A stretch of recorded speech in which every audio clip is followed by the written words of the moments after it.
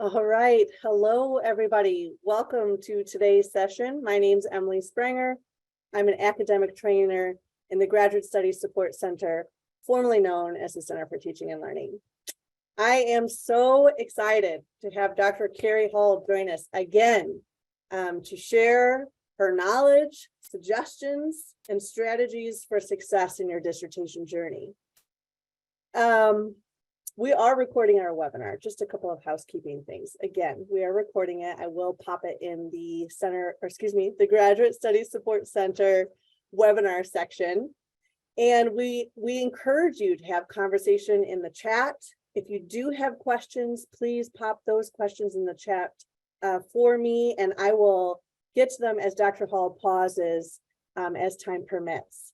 So I think without any more housekeeping items to cover, Dr. Hall, this means I am kicking it over to you to present our topic for the day. Thank you so much, Emily.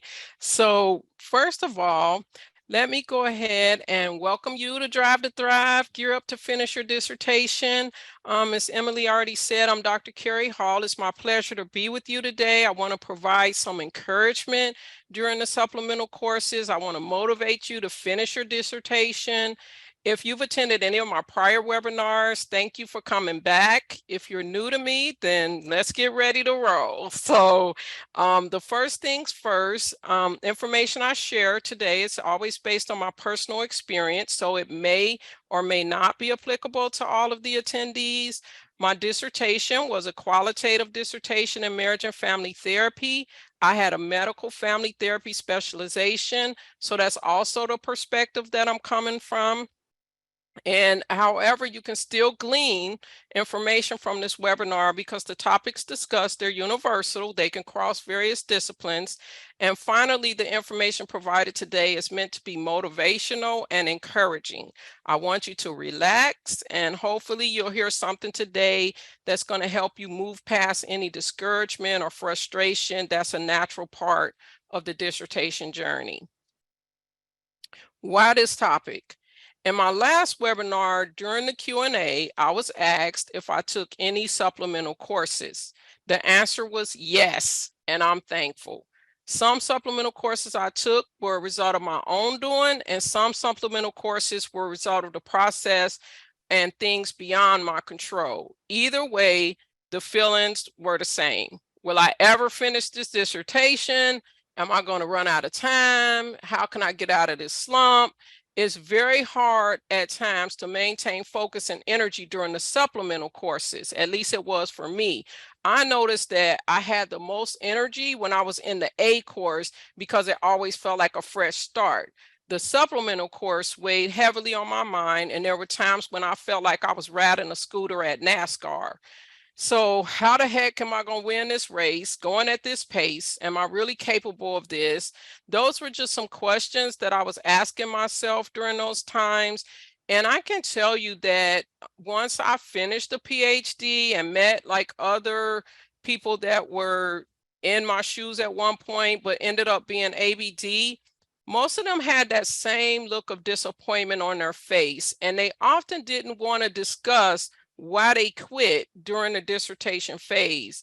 So today's topic is really just good old-fashioned encouragement, and it's going to be coupled with some basic tips that I really do hope to be helpful. Let's start with affirmation. These affirmations, they might seem pretty elementary. If you feel that way, that's great because you are absolutely correct. These affirmations that I share with you today, they originated from my daughter's second grade teacher when she had these sayings posted around her classroom to encourage the students. I thought it was awesome, and so I asked her if she would mind if I took pictures so that I could use them at home with my daughter. What I discovered was, as I was working on my dissertation, that these words of encouragement, they were not just good for my daughter, but they were good for me as well. So what I ended up doing was I created a wall of encouragement. I used the quote she gave me. I found some matching images. I put them together. I posted them. And whenever I was on my computer in my office, I could look up and I could just see those sayings and those affirmations that could help me to think and get back on track. And it helped me more than I ever imagined. So I am grateful that I can share this with you today. A study on the psychology of change that was related to self-affirmation, it found that during stressful times, students began to doubt their own abilities, but those who used self-affirmations were able to navigate a different path. The confidence that was generated from the self-affirmations became useful for future situations, and it created long-term success. The self-affirmation improved the students' performance, not only long-term, but it led to results. When we speak about long-term success, it was long-term success in education, long-term success in health, and long-term success in interpersonal relationships. So self-affirmation is really important, and it improved hope and optimism, and it gave them the ability to navigate through adversity. So given what we know about adversity, it's important to note that there are things you can and cannot control. Do you notice any differences between what you can and cannot control? This is not a typo. You can control how you think about your dissertation. You cannot control what your chair, SME, or academic reader will think about your dissertation. You can control your timely submission to the IRB. You cannot control the time that it will take for you to get through the IRB process successfully. You can control your behavior, meaning what you're doing to drive your dissertation forward and how you're interacting with your committee. You cannot control the behaviors of others. So depending on your study, you may get participants right away, or it may take time. If you're trying to work with organizations, some organizations respond quickly, other organizations take more time.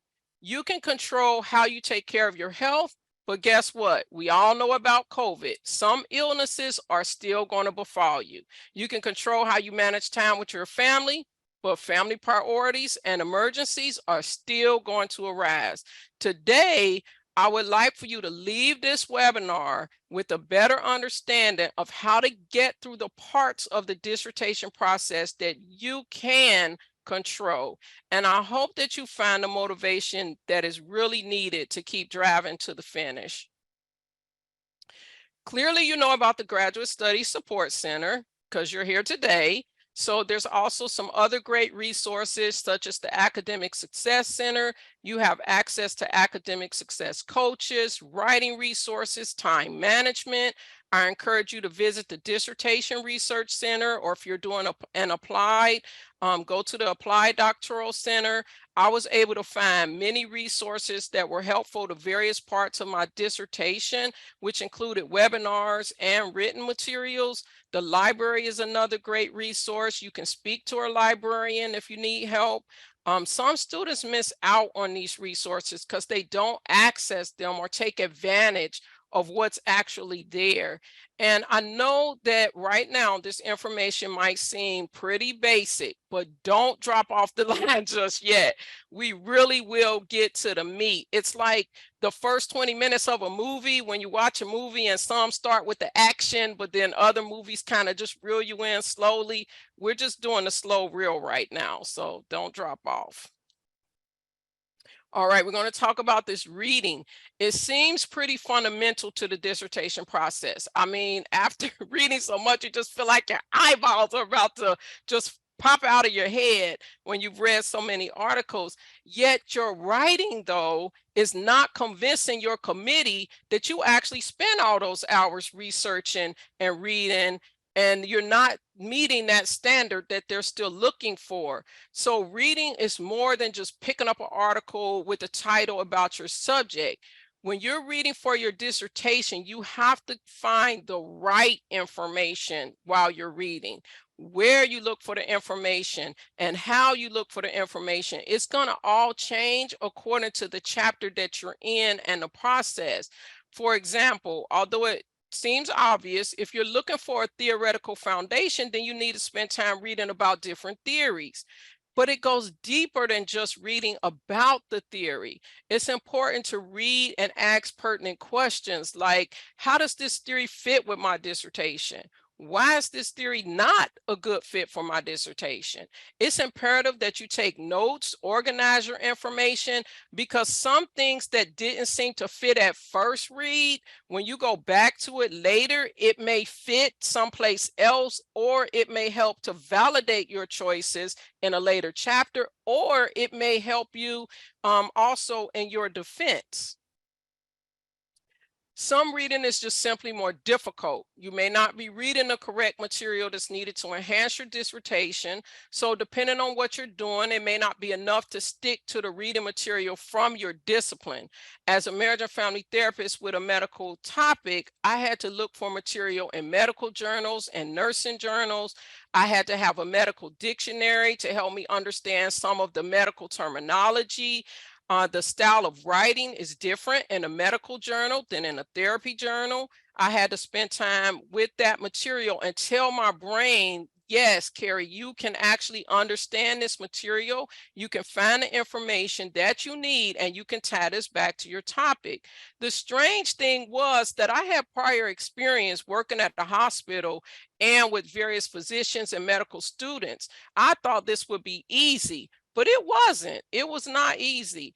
My chair ended up sharing with me that it's sometimes the A students who actually struggle. So don't get discouraged if you are used to being an A student and now it just seemed like you can't pull a sentence or paragraph together to save your life.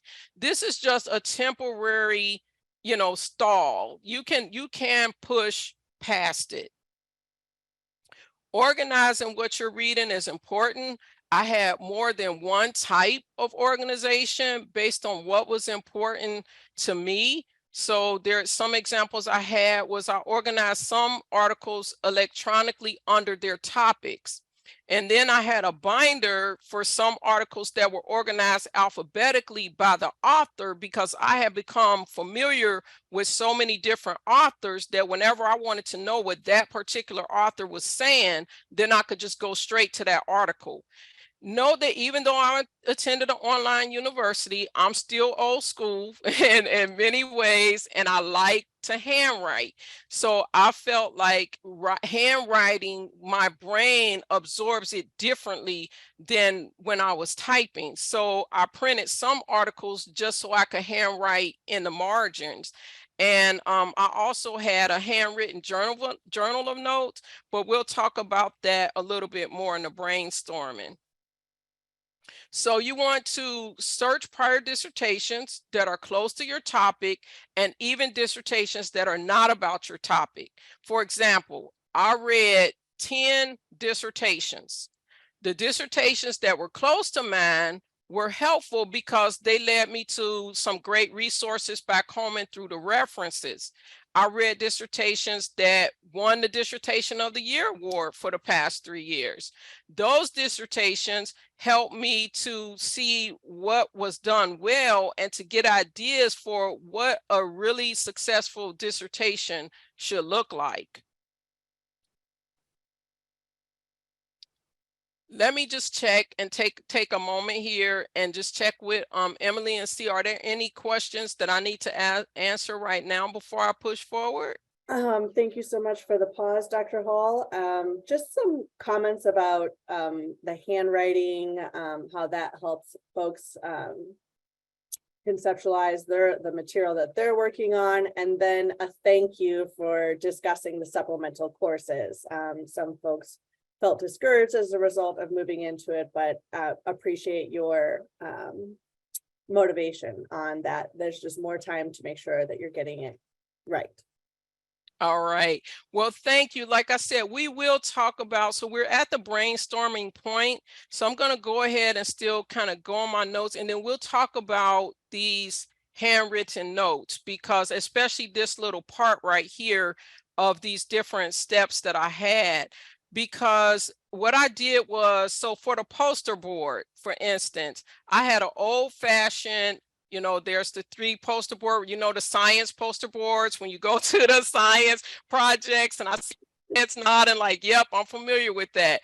that was a brainchild from my daughter. Had done a science project, and she had this poster board just sitting around with a heart and all lungs and all these different things from science, and she wasn't using it anymore. And I was just kind of like, oh my gosh, that's what I need to do. I need a poster board.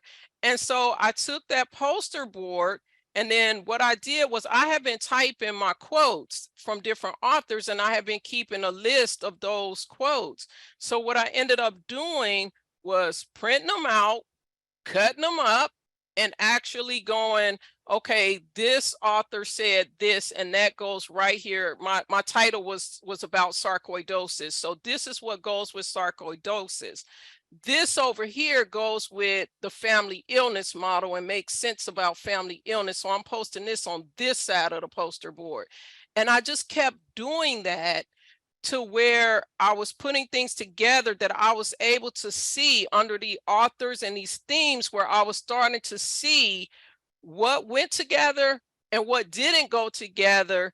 And then that started leading me to when I was doing my mapping, where you put your kind of subject in the middle, and then you have these offshoots of, whatever your thoughts are. And I started looking at that, and I started coming up with more and more topics just from that brainstorming. And so I would write it down. Oh, wait, coping. What's going on with coping? Oh, loss. What's going on with loss? What's going on with family illness? What's going on with physicians when these families have sarcoidosis? All these different offshoots started coming, and I was able to then know how to go back and research. And the handwritten notes helped a lot, the mapping. The other thing I did was I would literally just sit on the floor with a notebook. And like I said, this might be childlike, but I think there's a proverb that says a child shall lead them. My little children were leading me through the process at the time, just by being themselves and me being their mom and being in that environment. But I realized, let me just move away from the desk, sit in my little childlike, crisscross applesauce position on the floor with my notebook, and just sit and think, because it allowed the creativity to flow. And I noticed that I was handwriting like crazy, what I couldn't do at the typewriter when I've been sitting here and I'm spinning, and I'm sticking pencils through my head, and all those different things, because it just wasn't coming together the same way. And then I could bring that notebook back to the computer, and next thing I knew, like paragraphs, literally paragraphs and pages were just coming together by these different processes. And then same thing, the post-it notes, I have post-it notes on my nightstand, in my car, in my purse. I kept post-it notes everywhere. Matter of fact, I still have post-it note in my purse, in my car, because it became such a habit that have these post-it notes, so that if you have to write something down, you're ready. Because I would generate thoughts just from being in my car. And so it was like, okay, I'm out and about, I'm away, but I have a thought for my dissertation, and I would just jot it down. And then that way, when I came back, I could get that post-it note and start using that information. So I hope that answers your question. If not, I'm going to keep going, and we'll have some more time. Or Emily, do you have something else? I do. I have two Okay. more. Is that okay? Yeah, sure. So two more questions. And forgive me, I know you mentioned this earlier, and I thought it was a great suggestion. And then how you looked at the award-winning dissertations for examples. Where did you find that information when you found award-winning dissertations? You know what? There was somewhere where I saw, oh gosh, now you're asking me to That's okay. Go back several years. But gosh. If you, when they post when they send out the news, they would send out the news, and they would send out Dissertation of the Year award. Yes. This person. And so then when I went to that dissertation, somehow I got led to the other, and because I said, well, who won it for 20, I think what, Oh, you were yeah, because wondering. I was So you like, did I like finished in 2019. So I did that little trail back because I said, well, who won it 2018? Well, who won it in 2017? Well, I wanted to know who won it. And I went about 3 years back to see who won it each time. And then I looked up those other dissertations and started reading those. And then fabulous. yeah. So, and that's what I mean, if you go to the Dissertation Research Center, you may be able to get some help there too on where to find the dissertations and And all of that. I'll dig into that a little bit more too, and pop information in the chat. And you had mentioned this, how for what works best for you was writing it down, right? I got my journal right here. So writing it Yes. down and the post-it notes. When you did your organization of articles online, what strategies did you use to help organize Okay, that in so that capacity? so online, and I think they've changed the name now, so I Okay, apologize for that as well, but it used to be RefWorks. still have it. It Still still good. is. Okay, thank Okay. you. Because I was gonna put that in and then I didn't remember if they changed the name. So Okay. thanks, Emily, for that. But yes, I used RefWorks. And again, I did the same thing. I had so many folders in the online because I had topics as well that I could pop articles into. I had authors that I could pop, articles into. And then that's the way I actually ended up with the binders, because what ended up happening with the authors was there were certain authors. Again, my topic was understudied. My topic was unique, sarcoidosis. It's a lung disease, classified as a lung disease, chronic, with no known cause or cure. So it was really understudied, and there were certain authors that wrote on it frequently, and I kept seeing those names. And so that's when I started going, okay, wait a minute, I need to make sure that I have these authors organized, because that way when I hit another topic and another author says something different, okay, wait a minute, let me go back. What did Jankowski say about this? And now I know, and and that's how I kind of handled that. Absolutely. So utilizing RefWorks for you. Somebody else Yes. did just pop in the chat. They used Excel to help organize some of their references as well too. So thank you for Yes. sharing your ideas in the chat as well too. Dr. Hall, that's it in terms of questions right now. Okay, let's keep driving. Okay, so again, notice how I mentioned that I was in the car. That means that I was out and about. It's important that you are going to walk away from the dissertation so that you can come back to it with fresh eyes, especially when you're in the proofreading stage. Because some people, they'll use like an outside person, like have somebody else to proofread. I can tell you my work, and you see me, I apologize, and I have to kind of breathe about it, but it really was my work beginning to end, and every just step of the process. I didn't have, some people have editors, some people have somebody else to proofread, some people have somebody else to help them research. I did not have that. I had myself, what the university offered, which I did, which is why I gave you those different centers. And I had my chair and my SME. And that's what and my academic reader. That's pretty much what I had. And I remember being in a supplemental course for the chapter 2, which is the literature review part. And that was the hardest one, where I literally, I just thought, that's where I hit my wall. I hit my wall in chapter 2. I thought I wasn't going to make it through the program because it was taking so long to pull it together.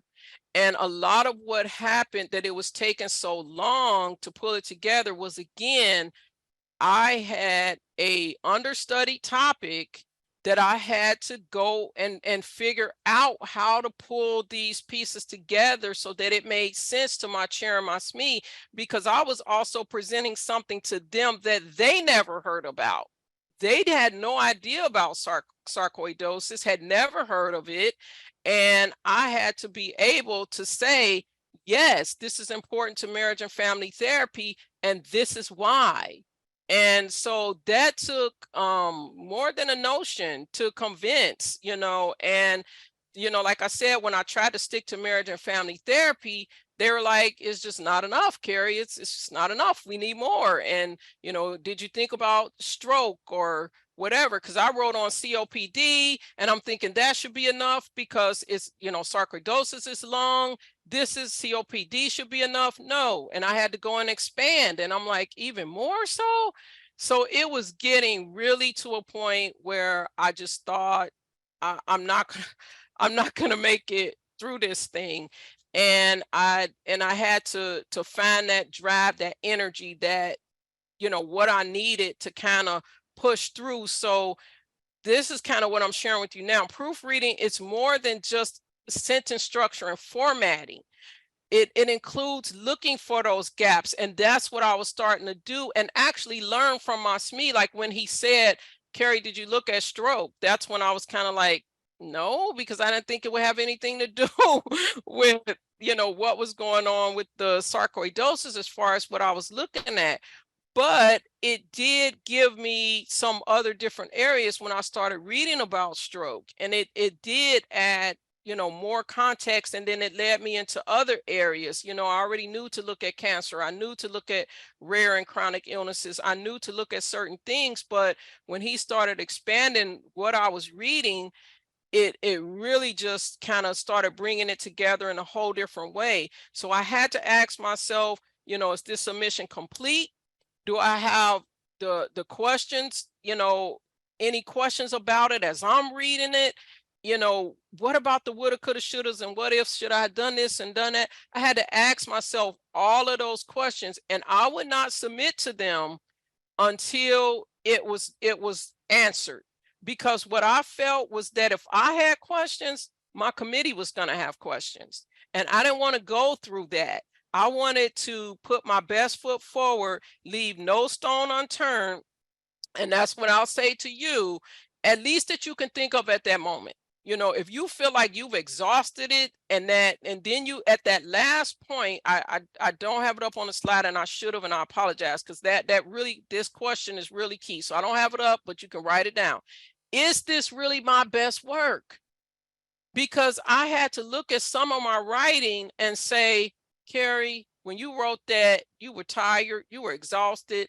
Girl, this is not your best work.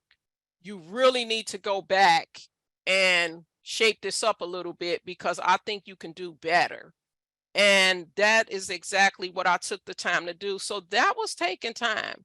And which again, the reason why I was so interested, in doing this for supplemental students in supplemental program, because I know what I went through, and I know when I hit that wall, how I felt like I just was never going to make it through.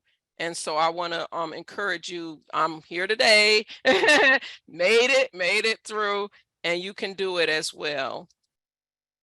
The best way to improve is to respond to committee feedback. Now, here's another place. Somebody mentioned Excel, where Excel becomes important. And I'm glad you mentioned that, because I was going to put my spreadsheet up and I just couldn't even find it at the moment. I was trying to look for it to show you what it looked like. But I used Excel, and what I did was I tracked all of the committee feedback. And the reason I have all emphasized is because there was one point where my SME had given me some feedback.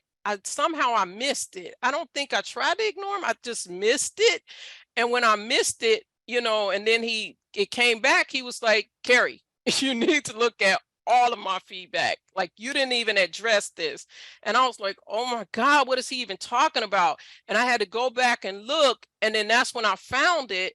And then I was like, oh my gosh, this is an oversight. Like, I didn't even see this. So I said, okay, we're fixing this. I'm not going back through this again. So what I did was every comment that was made, I would literally cut and paste that comment into Excel. Next to Excel, I had a column for chair, column for SME, column for this is what I did to make the correction. And I had a column to say, this is what I learned from this. This is where I think this is important. And I noticed that my feedback was coming back less and less and less because I was addressing and tracking all of that feedback.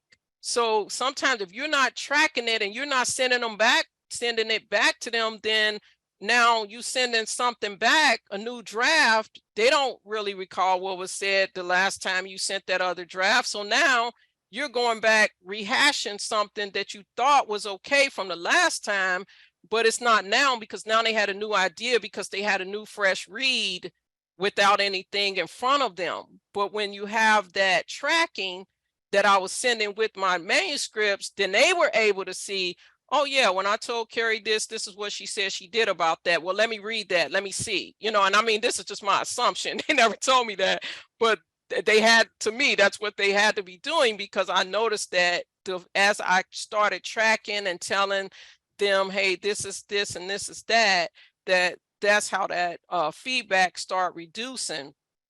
And then another thing is, I didn't even think about this until I was done with my dissertation, where some other faculty members had mentioned, oh, our students today are so lucky because, some faculty that went through brick and mortar and went through when they had to stack up 3 different documents, all printed out from Kinko's, some of them were saying, oh my gosh, when you went through, you had track changes, and you could have just hit accept all.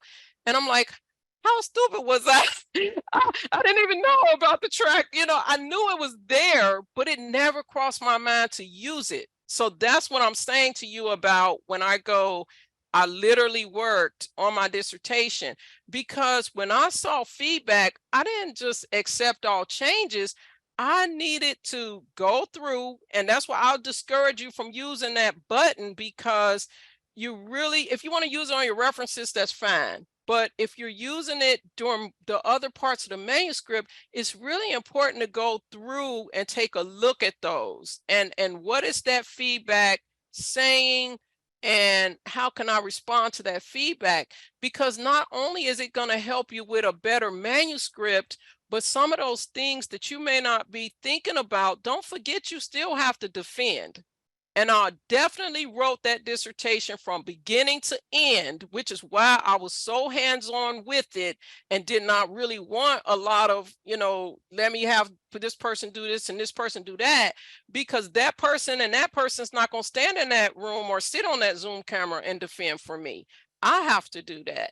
So I really tried to just make sure that I was very hands-on with my whole process, so that any question they asked me, I was confident in it. I knew what I could do, what I couldn't do, why this and why that. And that's the way that I had approached it. So going comment by comment, it allowed me to see my errors. It allowed me to avoid those errors in the future.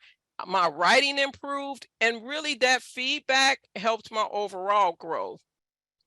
I'm going to pause here again because I have a little story to tell. So before I go into that story, we're actually coming to pretty close to an ending here where I can take even more questions. I'll check in. Yeah, absolutely. Thanks for checking in. Someone was asking about the feedback that you would receive inside the document, that tracking that feedback. And I'm assuming that you're referring to the inline feedback that was provided in your document. Is that correct? Correct. Like the margin feedback that yes, it was margin feedback that my chair and SME would give me. And like I said, and then there's some inline things, but you know, where they're saying, and if you just accept all, you know, it kind of doesn't help. Like even for example, using I can't I apologize, I can't kind of It's think okay. of a word right off the cuff right now, but say you use a word, you know, trying to be scholarly. If Yes, anybody's ever been there, done that, use a thesaurus, find a word. This sounds really good because I didn't want to use the other word. So you use the so-called scholarly word. And then my SME, I remember one time came back and said, Carrie, this is a great phrase, but I don't really think it fits here. So he had corrected the word, and then you know also made comment in the margin feedback of why he corrected it. If I had just went, well, he corrected that word, accept all, and moved on, I might have deleted that comment as well and not paid attention as to why he was saying don't do that. And so that kind of opened my eyes to stop trying to be scholarly. yeah, Stop and just do what you know and write what you know. And you know, as you can hear me speak today, I'm very basic, very simple. You know, I don't have to present myself as if I'm a super, you know, academician or anything of that nature. You know, I am who I am, and that's how once I started putting more of me into that, in that process, and realizing, yeah, this is me. At the end of the day, this is me. It was helpful. thank you so much, Dr. Hall. And I do want to take one question. Well, I'm hoping to take two more questions, and then Okay. hopefully there's some more at the end. But Tony, I know you had your hand raised. Would you unmute and go ahead and ask your question? Yes, thank you. Thank you, Dr. Hall. My question was, when I figured out the accept changes, track changes, and all that, it was quite a struggle. I had to do a one-by-one YouTube thing, and I did like you, and I didn't accept all. I went step by step. My question for you is, when you did it on Excel, which I am Excel challenged to the max, so did you include your Excel when you sent your feedback so that they could actually see outside of the document how you handled it? Exactly. That's exactly what I did. I would have my manuscript, and then I would also send, here is the spreadsheet for the corrections that I made. And that way they could see. And also they may forget what each other said too. So it was really helpful because, like I said, chair and SME feedback was addressed on that spreadsheet. So all of us together, we're a team, all of us together was addressed on that Excel spreadsheet. Thank you so much, Tony, for that question, and Thank you. just awesome. And then one more question for now, and then we'll get to your story, Dr. Hall. And then I know there are folks that do have additional questions, so we hope to get to those after, as time permits. But this has come up a couple of times in the chat, so I thought I would just throw it out there and see if you have recommendations for how you handled this. But did you deal with your committee not being in agreement at times? Did you have that experience? I had that experience at the very start. And so when I say what happened to me was that the topic I chose, and it was around my topic, because the topic that I chose initially, I had written on from day one of my program. Day one, I was writing on that topic. And every professor that I had told me I had a viable dissertation topic. It was a wonderful topic. They were looking forward to my dissertation, da da da da da. I had one professor that when I wrote on it, he told me, no, this is not dissertation worthy, and I don't think it's going to make it. That's the person that ended up being my SME. Okay. And so my chair when we first met at our first meeting to discuss my topic, my SME was more or less like, no, I just don't see how she's going to put this together. I don't think it'll work.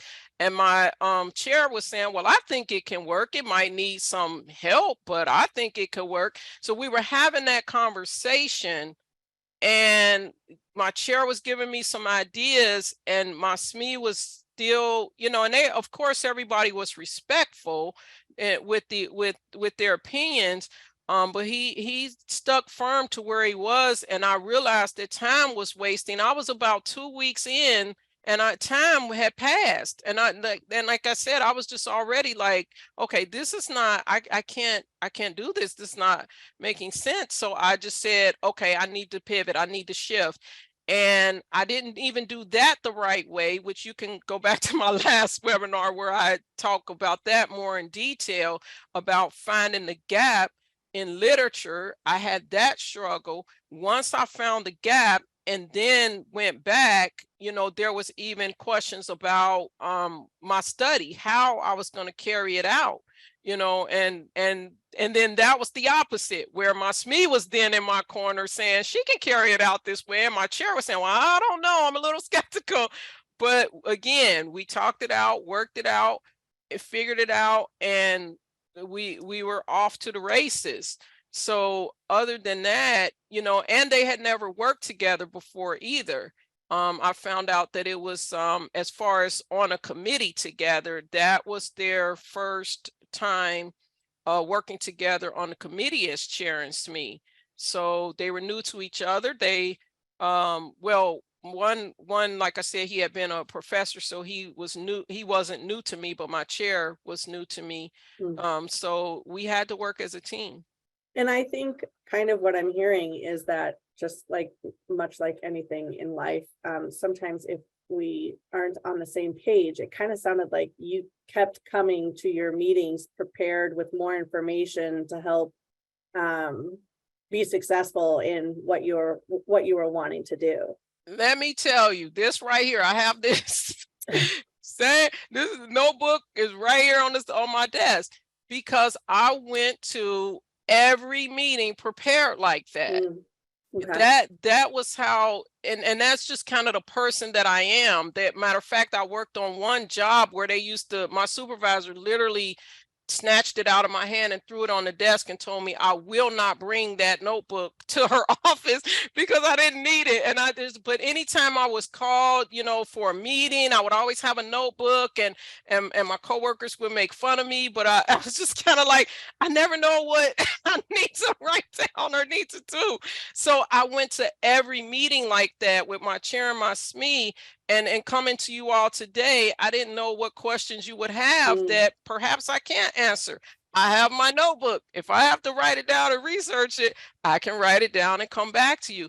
But that's just kind of the way that I was. And I think it's important that you go to all of those meetings prepared. And like I said, when you'll glean a little bit more too when we get to the storytelling time. I know, and thank you, Dr. Hall, for taking we can those take some questions. more questions. Are you sure? I thought I saw some more hands. We do have more hands. We have about 15 minutes left. So would you like to come back? I tell you what, let me go through my story, because it may answer some questions for you. Okay. If not, we'll go ahead and take those questions. So this quote here you see this is a tip from Joy Logano, who's a NASCAR driver. And I do live near Daytona Beach, Florida. And matter of fact, the job that I was talking about, people make fun of me. That was when I worked in Daytona Beach and had a chance to you know, visit NASCAR. But Joy wrote an article where he spoke about what the average person may not know about NASCAR. So his article is fascinating because some of it was so relatable to the dissertation process. So when we're speaking about NASCAR, Joy mentioned that it's not only the construction of the car that mattered, but it was important for him to practice. As a NASCAR driver, Joy had to give feedback to his crew. So we talk about feedback. He had to give the feedback to the crew to let them know what the strengths and the weaknesses of the vehicle were.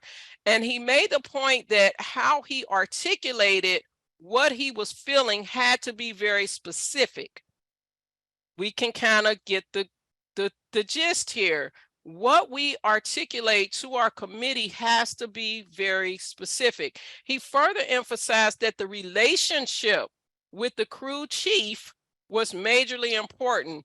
And here's his quote. He said, mainly being able to understand each other, and you have to understand each other because the crew chief is the head coach. So he said, even though he's the head coach, which is similar to your dissertation chair, Joy mentioned that the head coach could not feel what he was feeling because he was the driver. Your chair and your SME cannot feel what you're feeling because you're the driver. And but here's the key. Joy said he felt like if he could explain his feelings well enough, then he could instruct the road crew so that they can make the adjustments that would ultimately help his car to go faster. And the moral here is that the committee members are only going to sign your approved dissertation when they agree with it. It's your work, but they are great contributors to that work. And you, if anybody that's any type of leadership position that's on this webinar that has to put your signature to something, you know, you feel the same way. There are certain things that you are not going to approve until it's to your standard. And so we have to respect them in that sense and way of the word, but understand you're the driver, but it's important how you communicate. So let's go. We only got a few more slides here. Speaking of speed, time management is important.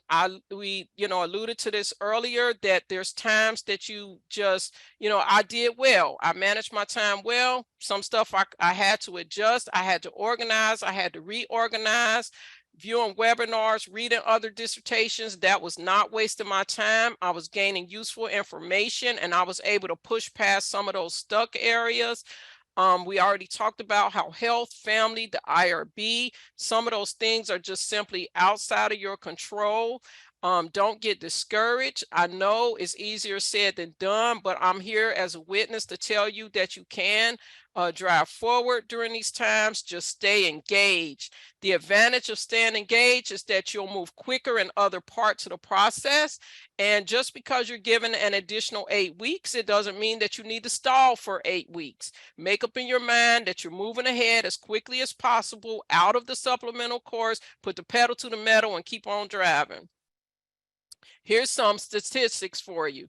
50% of doctoral candidates who start a PhD do not finish in the United States. On average, the brick and mortar attrition rate was 40 to 50%. Online learning was 60 to 70%. That being said, the last stat that I heard for NCU, now NU, which was actually maybe even a month or two ago, is that the doctoral student attrition rate for our university was 20%.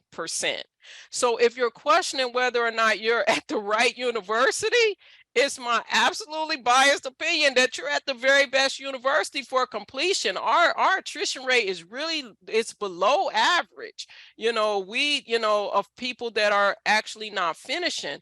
So what I did was I made up my mind in the foundations course years before I ever started my dissertation. Now, you may not have that luxury. You're already in it. You're in a supplemental. This is why you're here. But this is the time right now, today. Don't wait tomorrow, another day. Right now, today, say, I will be in the 50% that finishes. And that's what I said to myself from foundation course number 1, because I had heard of the statistic. And I looked it back up for this webinar because I was curious if that stat had changed. And then that's when I found out that stat had not changed. And then that's when I asked about our attrition rate at the university and found out, wow, ours is substantially low. So when decide in advance, you're capable of this and you actually will do this. The last thing, and before we can take some more questions and we're kind of getting to the end here, is the self-care in the supplemental courses, it's not about the normal eating, sleeping, drinking water, exercise. We already know all of that. The issue in self-care when you're in a supplemental course, it's that you have to work against a mindset. And it's usually a mindset that's telling you time is passing, clock is ticking, and your anxiety starts to kick in and you start having to fight against that mindset and tell yourself that you can finish. So that's again what I was saying about NASCAR. I love it so much. Anyway, I thought about, what are the two worst things that can happen when they're in the middle of that race? Well, when I looked it up, they were saying to blow out a tire or to run out of gas. That's where you are in your dissertation. You don't have time to run out of gas. And if you do blow out a tire, then fix it and get back on the road. This is what this webinar is about. I'm hoping that I'm fixing somebody's flat tire today. And I'm hoping that I'm giving somebody fuel in somebody's tank today.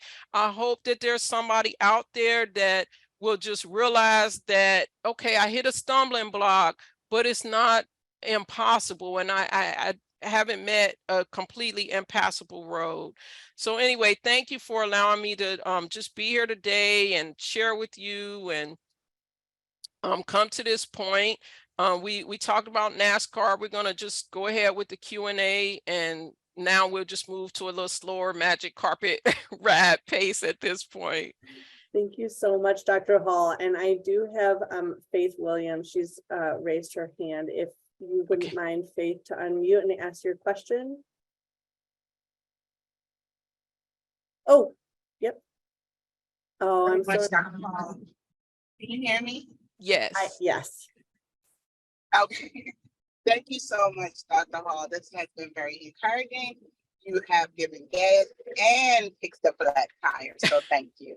Okay. But I had a question about back when you were talking about the track changes, because I am now fixing, well, going in to do, to answer or to fix whatever it is that they have, told me I need to do. So I have never removed them. I just go in and put the information that they ask in that section, wherever it is that okay? And I just leave it there. I think that's okay. I mean, if that works for you, it's whatever works for you and your committee. I mean, if that works for you, then I don't see a problem with that. And Faith, thank you so much for your question. I would also point to work with your committee on Right. what their expectations are for that. But I hear what Dr. Hall is mentioning there for sure. Okay, all right. Yeah, because I haven't sent it back yet, so they haven't, given me any feedback about that because I haven't done it as of yet. And when we had this webinar now, just listening to, what you all were doing, that's why I had the question. So yeah, my committee is great and, they're wonderful. So definitely. And just thank you again. Thank you so much, Faith. Thank you. Let me see. What other questions? The next person that I did see have a raised hand was Lewis. Lewis, are you able to unmute? I am. Good afternoon. Good afternoon. Can you hear me? Yes. Yes. Okay, I wrote my question in the chat, but the problem that I'm having is I'm having really bad writer's block. I sit in front of the computer and I may write one or two sentences or may not even write anything. And I do research and I look and I get lost. And the other thing that throws me off, and it's those minute little barriers that take me off track. Like I'll read my dissertation, my chair's notes, but then when I try to fix it in that document, something will happen. Either the strike doesn't come off or the note doesn't come off, whatever the case may be, and it veers me in another direction where I'm spending time worried about making it look pretty versus actually doing writing. So just trying to figure out, how do you get over writer's block? Okay. Lewis, you can go to, I did 2 other webinars where I gave tips and tricks about that. So one is called the Dissertation Journey, a healthy mindset for every season. And the second one is called Tips and Tricks for a Successful Chapter 1. So both of those should be, I will also, Okay. I'm sorry, Dr. Hall, I will also send those as links because I had a few questions from the chat if folks could access that. So I will send Okay. that as a recap at the end of this session. Once I'm done processing, I'll send this session and I'll send the other 2 supplemental sessions as well too, to see if they're helpful. okay, thank you.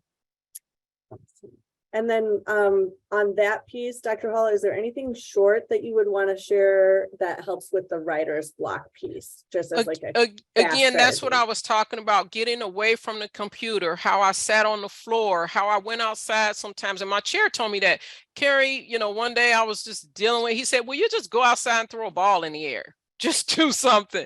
And so I really had to get away and do that and just do something different, because what my chair taught me is that your mind is actually working on your dissertation even when you're away from it, when you're not in front of the computer, because it's something that's important to you. So your mind is actually trying to work it out and figure it out.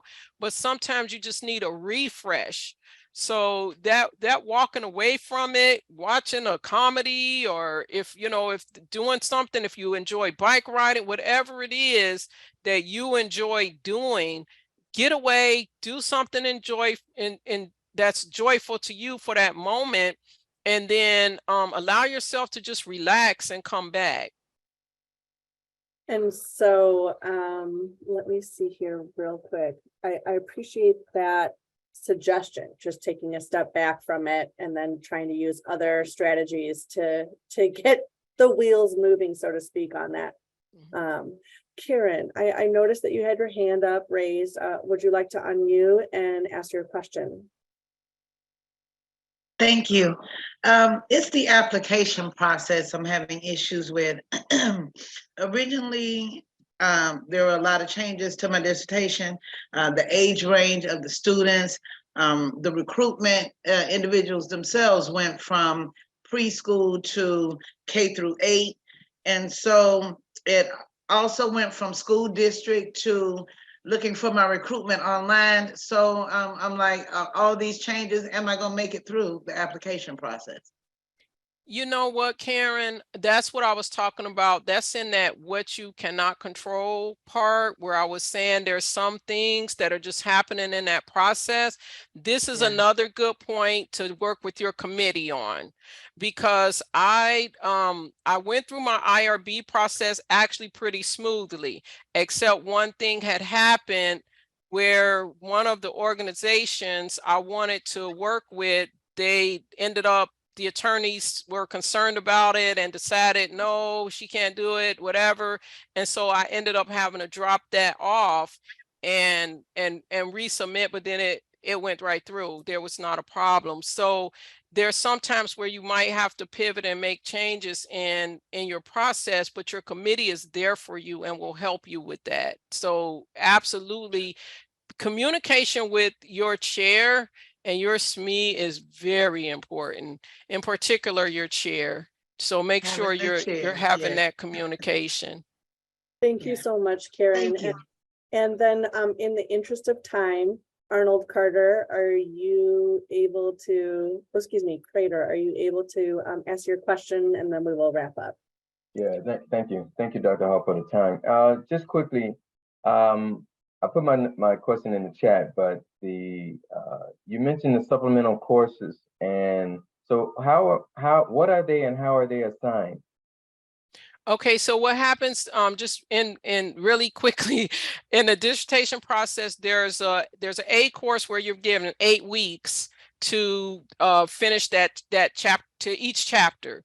When you don't finish in the 8 weeks and you're not ready to move to the next chapter, then an additional 8 weeks are added. So that's a B course for 8 weeks, a C course for 8 weeks, and I think they had added a D course for 8 weeks. So that's how the process. So you begin to move through the supplemental. So anything past the A course for 8 weeks becomes a supplemental. And a lot of students need, you don't always need B, C, and D. It just depends on how much time. But if you can't get through at the end of D, then I'm not sure what that process means for some students. Yeah. And again, I think it's important if you're wanting to know how long your courses are for your particular program, I would refer you to the dissertation center, either the DSE center or the ADE center, so that you can make sure you're getting appropriate information on the length of the courses and that process. But obviously, if something does come up, best strategies, as Dr. Hall has mentioned, be in communication with your committee. That will help guide you in your journey. And then Dr. Hall, do you have any closing remarks at this time? You know, I really just want to thank each of you. There's some of the stats and different things that I made reference to, and you'll even notice the Dr. Seuss quote that I had up. The Seussisms book is a really good book because it kind of is a whole combination of Dr. Seuss quotes that I really have a love for Dr. Seuss. He has a way of teaching you lessons in a very small, amount of time. So, again, read if you want to read about NASCAR and understand those tips, and again, also how affirmation can help you, and the stats, you can find all that information there. But I thank you all for coming out today and participating and allowing me to share my journey with you. You will be a success. You can do it. Go back and get that list of affirmations, and whatever you need to pull them when you need them. You can do it. Oh, thank you so much, Dr. Hall, for coming and sharing your experiences and trying to help fix some flat tires and fill the gas tank, so to speak. We really appreciate you and your humility in these sessions. And I think you are really helping our students get a little bit more motivational push that they may need depending on where they are in their journey. So until the next time, I hope you all have a great rest of your day.